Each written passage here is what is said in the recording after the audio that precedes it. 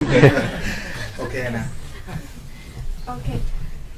Question number 1 from Singapore, from J Lo. How do we know when to switch to vipassana contemplation or when we should go back to our meditation to force the mind back to into stillness? Well, first of all, you should practice samatha, คือ making your mind calm first, make your mind happy. Once your mind is peaceful, calm and happy, then when you are not sitting in meditation, you can then contemplate on the true nature of the body. This is vipassana, reminding yourself that the body will get sick, get old and die, and there's nothing you can prevent it from happening. If you cannot accept this, then your mind will suffer, you will be sad. But if you accept this truth, then your mind will not be sad, nor happy, nor suffer.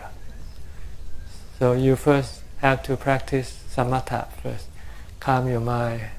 Because if your mind is not calm enough, it doesn't want to contemplate on the nature of the body. The defilement would want the mind to think about other things, like going to vacation or going to shopping, going to find things to make you happy. Then you will forget that you will get sick, get old and die. And when you get sick, get old or die, you will become very unhappy. But if you keep reminding yourself that this body will get sick, get old and die soon, and you have to be ready to accept this truth, because if you're not willing to accept the truth, you will become unhappy. But if you can accept the truth, then when it happens, it will not make you sad or unhappy. So you have to do both. You have to do, when your mind is not calm, you have to calm your mind first. After your mind is calm, then after that, when you come out of your meditation, then you can contemplate on vipassana. But when you meditate for calm and when your mind become calm, don't do anything. Maintain calm as long as possible until you can no longer stay in the meditation. And when you get out and you start to go do things, then you start keep contemplating on the nature of your body, or on the nature of everything, like your possession. Everything that you own, you will lose them one day, because they are anicca, they are impermanent. They don't really belong to you. And if you are attached to them, you will become unhappy, sad. But if you know that they will have to change, they will have to leave you, and you're willing to let it happen, you're willing to accept it. When things happen, then it will not hurt you. Question number 2 from Malaysia, from Jason Chua. Can we improve our wisdom by merely practicing contemplation of the truth? Well, if you constantly contemplating, it will make you not forget. See, you have to remind yourself all the time the truth of existence, like anicca, dukkha, anatta. Because when you don't contemplate, don't remind yourself, you will forget, and then you'll think that everything is permanent, everything is good, everything belongs to you. So you have to constantly remind yourself until you don't forget. Once you don't forget, then you don't have to contemplate anymore.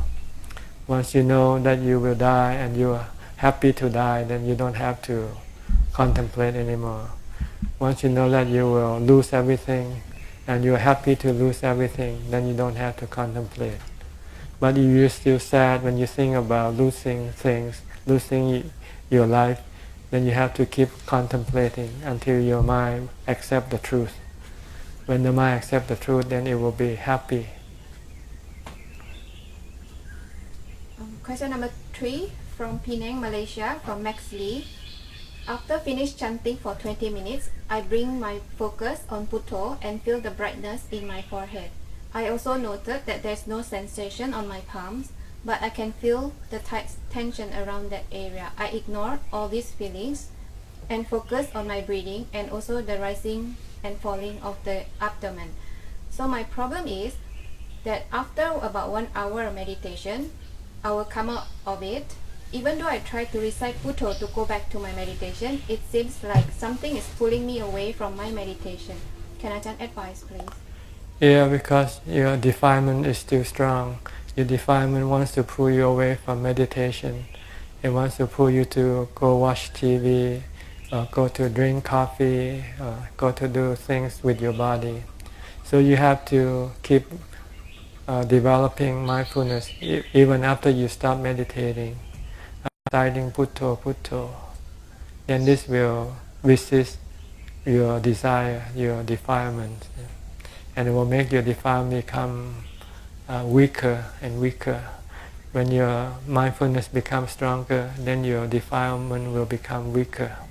But if you don't maintain your mindfulness, then your defilement will become stronger, and then it will then pull you away from your meditation. Question number 4 from Malaysia, from Lee Yu Swan. After a sitting meditation, can we send merits to the departed ones or any beings? Is it the correct way? Not really, because you haven't yet achieved the result from your meditation, so there's nothing you can send.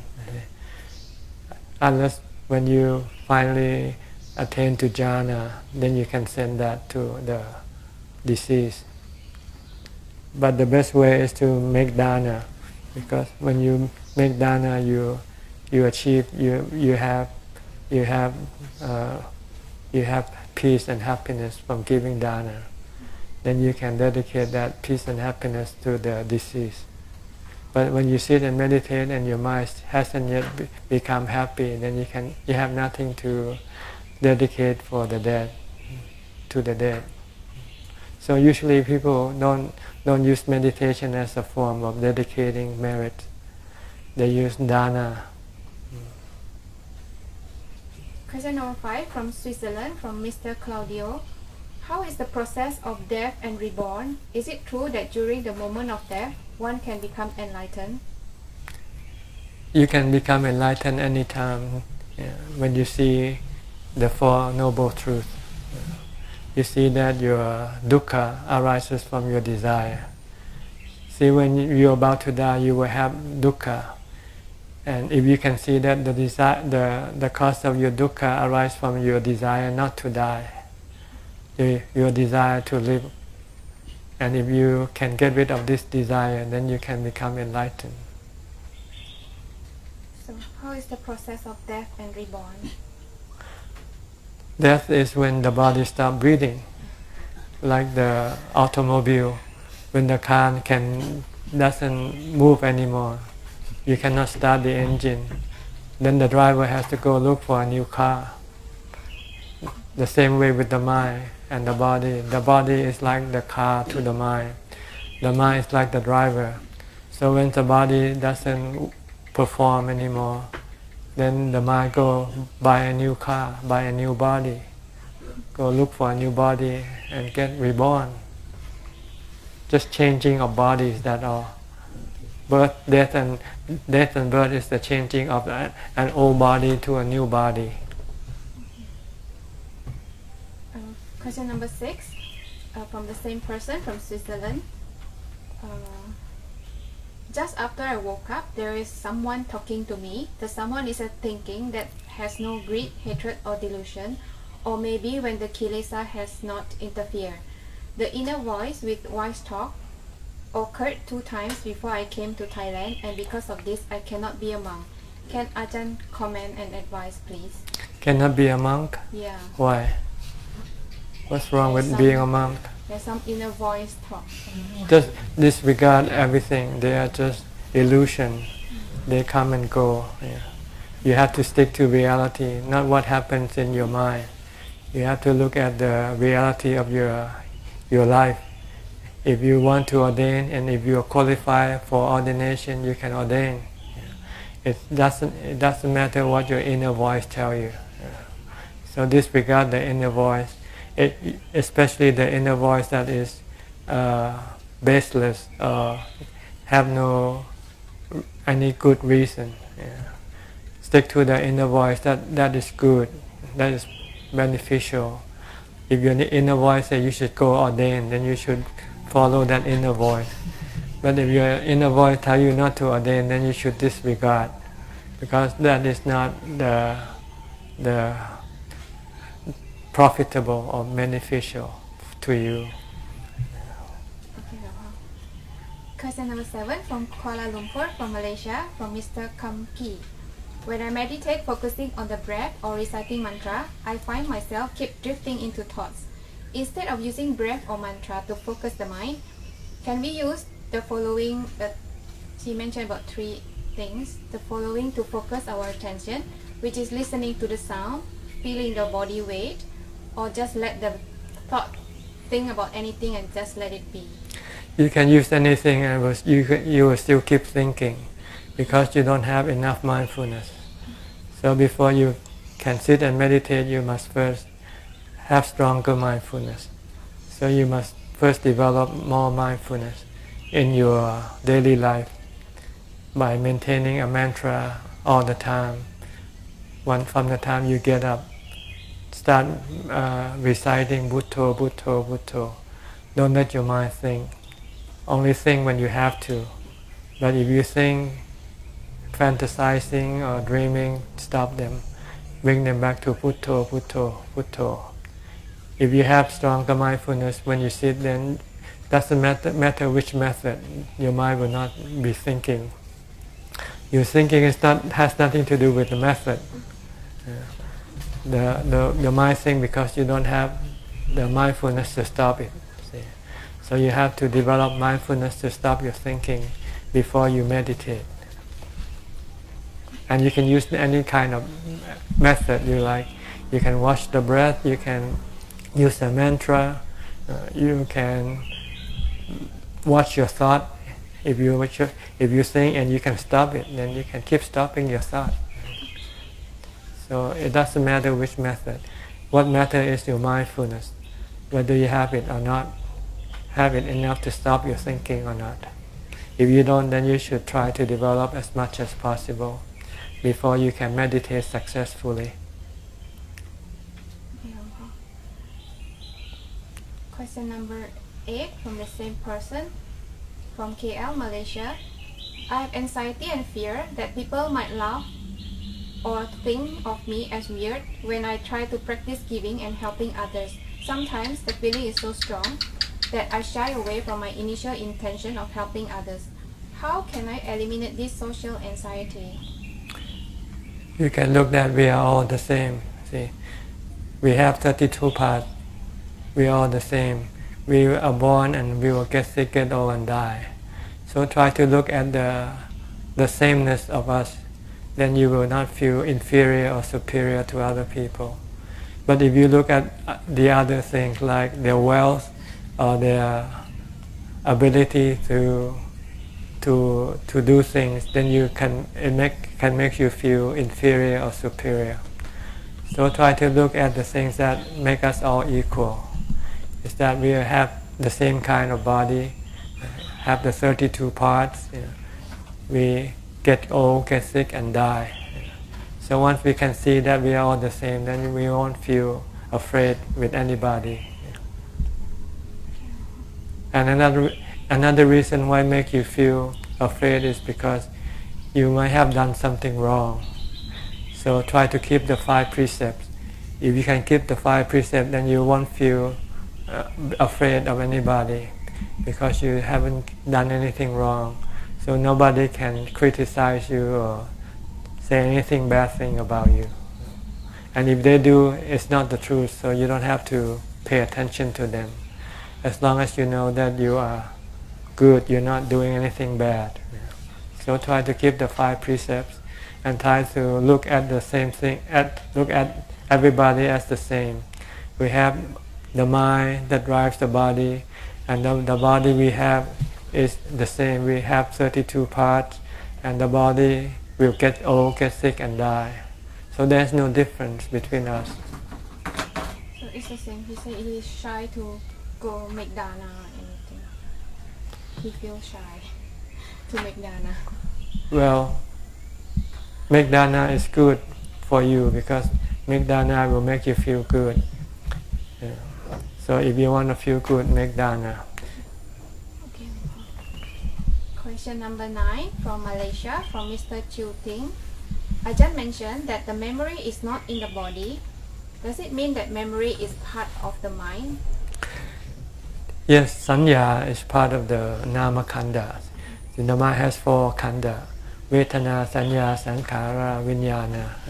Vedana are feelings. Sankhara are thoughts, thinking. Sanya are memory. And vijnana are consciousness. See? So these 4 stay with the mind, doesn't die with the body. But part of the memory might rely on the body functioning, like the brain, to send the mind the messages. See? So if the brain stops working and cannot send messages to the mind, then it cannot remember some of the things that the body sees or hears. Because the brain doesn't tell what it is seeing or hearing. So part of the memory works depending on part of the body and on the mind. But even without the body, you can still recollect what you did in the past. Like you can recollect your past lives. This you don't need the body to recollect. But you need a calm mind to be able to retrace back your past life. Or if you forget what you did yesterday, if you sit in meditation, you might be able to retrace and go back to what you did yesterday. This is the function of the mind. But if you have to use the body to remember things, then if the body doesn't remember, then you cannot remember. So this is something physical and mental. If it's purely mental, then you can still remember. If you have strong memory, you can remember your past lives. Like the Buddha, he remember he was this or that person in that past life, did certain thing. Yeah. But not everyone who meditate can have this ability. It depends on each individual's ability to recollect. Some people don't have that much ability, so they cannot remember past lives. Some do, some don't. Yeah. So it's considered to be a special ability, but it is not necessary for the practice for enlightenment. You don't need to know which life you were, what you were in your past life to become enlightened. Question number 10 from KL, Malaysia, from Chung Kam Ki. How can we deal with the frequent negative thoughts and the subtle feeling of fear that come from fear of sickness and death in our head? So how can we deal with it and how to let go of this fear? First, you just recite a mantra. Keep reciting a mantra. Bhutto, Bhutto, Bhutto. Then when you recite mantra, then you cannot think about all these things. So first try to develop this ability to recite the mantra. Then you can stop all your negative thoughts when they come up. Once you can control or stop your negative thoughts, the next thing you can direct your mind to think positively. Think truthfully. Not positively, but think truthfully. Like if you're afraid of death, then you just have to think that the body will have to die. But the one who is afraid of death doesn't die with the body. That's the mind. You can separate the body from the mind. Then you know that you are not the body, then you will not be afraid of death of the body. This is thinking truthfully. But before you can think truthfully, you first have to stop thinking falsely. Your fear of death is thinking not correctly. So you have to first stop this thinking, this negative thinking, this false thinking. Once you can stop them, then you can then direct the mind to think truthfully. Okay, question number 11 from the same person. By reciting Bhutto Bhutto, sometimes I'm able to overcome feelings like greed and anger, but they come back very quickly. How to use wisdom to permanently overcome desire and negative mental states like greed and anger? You have to see that everything you desire for will lead you to suffering, not lead you to happiness. It will give you just a brief happiness when you desire for something. Like when you want to get a wife or a husband, when you get a wife and husband, you become happy. And after a few days, you start quarrel, you start have problem, then your happiness will turn into suffering. So you have to look at everything that you desire for is impermanent. It's only a temporary kind of happiness, and it will turn sour, turn bad in the end. Once you see that you are desiring for suffering, then you will stop desiring. Can we just see the desire as they are and let them be and don't react to them? If you can, but you can't. Usually you can. Once your desire arises, then you have to do what your desire asks you to do. The only way to stop them is to use wisdom, to see that the thing that you desire for is bad for you. Like if you want to smoke a cigarette, you want to drink coffee, want to have a wife or husband, all this is bad for you, because it will lead you to more suffering, not less suffering. Question number 12 from Chua Siuju. Sometimes recently I got angry over a certain matter and flew into rage or panic attack for 10 minutes. After these 10 minutes, the problem or the matter remains, but when I thought about it again, I was less angry. Why is this second wave of anger is much lesser than the first one? Because the first one you had no mindfulness, and your desire was so strong. Your desire to have things go according to your way, and it didn't go according to your way, so you burst into a rage because you had no mindfulness. But after that rage disappeared, then you regain your mindfulness, so you become more rational and less emotional. Why do we stay peaceful sometimes despite having to deal with the same problem? Sometimes you let go, sometimes you don't let go. When you let go, then you become peaceful. Sometimes you don't let go, you want things to go according to your way, then your mind will not be peaceful. Question number 13. When a defilement arises, I tried searching for an exact location within my body that I can pin down as anger or lust or etc. However, I cannot seem to find a singular point within the body where the defilement resides. I understand that this is a way to manage defilements, but I also thought it may be a key towards greater insight. Where do I go from here? The defilement is not in the body, so don't waste your time looking for defilement in your body. The defilement is in your mind, and the only way to stop your defilement is either use mindfulness or wisdom. Wisdom is a lot harder because you don't have, so it's easier to stop your defilement by using mindfulness. Mindfulness can develop by reciting the Bhutto Bhutto mantra. And when you start to have defilement, then you just keep reciting a mantra, then your defilement will disappear. But it will come back as soon as you stop reciting. So if you want to get rid of your defilement permanently, you have to first look at what kind of defilement you have. If you want to have more money, then you have to look at the nature of money. Money is not permanent. It can give you happiness, and it can also give you suffering. Because when you lose money, then you will become sad and happy. So if you can see that your desire for money will lead you to suffering, more suffering, not less suffering, then you can stop your desire for money. Question number 14. As a lay person, the guide to moral behavior would be the 5 precepts, 8 precepts or beyond. However, worldly affairs are very much complicated and this teaching may not cover every situation in life. How can we best make use of these teachings to guide our actions? Do as much as you can, I guess. This teaching is not for you to live in this society.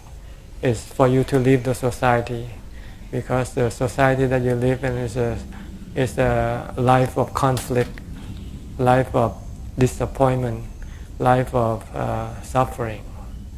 If you cannot see this, then you will still want to remain in the society. But if you can see that this society will only produce sadness, disappointment, and all kinds of worries and anxieties, then you will then appreciate the teaching of the Buddha that will pull you away from the society, so that you can go live outside of the society and find peace and happiness without having to live within the society. There is another kind of happiness and a better kind outside of the society that you live in now. Question number 15 from the same person, from Chua Siu. According to Ajahn Thanisaro book, Karma of Mindfulness, the Buddha said it's not always the case that our action in this lifetime will yield result in this lifetime. Sometimes their result won't even come in the next lifetime. So it's also described that the cause and effect is a complex system of non-linear feedback loops, and that we have free will to act in the present. Her question is, would not the ripening of heavy karmic action from the past, for example, if one is living in Syria now, influence present actions towards unskillful one? Yes, every action every result of your action can be cause for new action. So what you need to do is to control your mind, not to act in the wrong way. Try to act in the right way, by using the teaching of the Buddha as your guide. The Buddha say, avoid doing evil at all costs. Even if someone try to kill you, let them kill you, but don't kill them. Then you won't be doing bad action that will produce more bad results in the future. Try to do only good things. Avoid doing all kinds of evil. Try to do all kinds of good things, and try to get rid of your defilements. This is the right way to lead your life to liberation, to happiness, to the end of suffering. As karma is so complicated, how can we attribute our current situation to a single cause, some point in time in the past, and can we micromanage karma? There's no single cause that makes things the way they are. There are multiple causes. So for us, it's not necessary to find out all these causes. We should only know that the one cause that we can avoid and get rid and solve all our problems is the cause that causing us to become born again. And the cause that makes us born is our desire, the three desires. Kama tanha, Bhava tanha, Vibhava tanha. And we can get rid of this by vipassana and samatha bhavana, or sila, samadhi, panya. So try to develop sila, samadhi, panya. Then we will have the means to stop our desire. Then we will not be born. Once we're not born, then we won't have any of this problem that we are having right now. Question number 16 from Ontario, Canada, from Miss Debbie. Does a person who leaves an inheritance for their children after their death gain merit from giving the gift, or do they have to give the gift away while they are alive to receive the merits? They have to give them when they're still alive, because when they die, they don't know whether the inheritance will go to these people or not. So if they want to have the merit, the good feeling that arises from giving, they have to give when they are still alive, so they know that they have given these things. It's the same thing as giving your organs to people. If you want to you receive the merit, you have to do it while you're still alive, like sharing your kidney with someone, or sharing an eye with someone, then you know that your eye is going to the person and makes that person happy, then you feel happy. But when you die, you don't know which organ will go or not go. You don't know. So it's not merit anymore. You have to, if you want to have merit, that is good feelings from your giving, then you have to do it while you're still alive. Like giving blood. If you give blood, then you have good feeling from giving blood. Question number 17, the same from Miss Debbie. What karma from the parents causes a disabled child to be born to them? The disability of a person have two causes, physically and mentally. Physically, sometimes the parent is transferring the disability from the parents to the child or the children. This is physically. But sometimes it's mentally. Bad karma in the past can make you to have deformity when you're born. Like two persons born from the same parents can have different appearances. One can be very handsome or beautiful, and one can be ugly or can be... Then this is not physical. This is mental. Because the two persons have different karma. One has good karma and they're born with good body. One has bad karma, so they're born with bad body. But sometimes if both of them have the same deformity, then it's probably from the parents. Maybe the parents have the same deformity, then it passes on to the children. So it can be either physical or mental. Question number 18. When I notice that I'm craving for fame or popularity or to be liked by other people, what is the best way to make myself stop the craving and to make myself stop suffering from the mental pain of wanting to be liked? Everything is impermanent. You rise and fall. Fame and fortune come and go. So if you don't want to be disappointed or hurt by the losing of your fame and fortune, then don't desire or don't wish for them. If they should come by themselves, then it doesn't matter. But if you desire for them, you will become attached to them, and when they disappear, it will make you sad. But if you have no desire, then you won't have any attachment. So when they come, you remain the same. When they go, you will remain the same. Question number 19, the same from Miss Debbie. I would like to ask advice on how to deal with the principal of the school where I teach. She and the vice principal barge regularly into my class while I'm teaching and try to find something wrong. When she does it, she admonishes me in front of the children. Usually, I'll just listen and try to follow what she says, but it's very annoying behavior. Is there anything I should do to encourage her to stop, or should I just try to listen and please her? Well, if you can talk to her and ask her nicely, but if she refuses, then you just have to accept it's the consequence of your karma, that you should meet her and work with her. Maybe in the past you might have done something bad to her, so now she is doing something bad back to you. Okay. So question number 20 from Cormac Brown. I have tried talking and encourage my parents into Buddhism by giving them books to read, and I also have tried to get them to stop drinking alcohol, but they are not interested. How can I encourage my faithless parents to have faith in the Buddha's teaching?